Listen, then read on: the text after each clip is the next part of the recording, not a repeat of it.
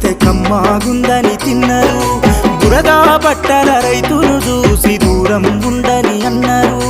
బురదా నుండి పువ్వను తీస్తే కమ్మాగుందని తిన్నారు. బురదా బట్టల రైతును చూసి దూరం ఉండని అన్నారు. చెమటా చుక్కల సత్తువతోని పుడమి పురుడు పోసుకున్నది. కంటి పాపల కావలిలోనే పంట రాసి నెలకొన్నది.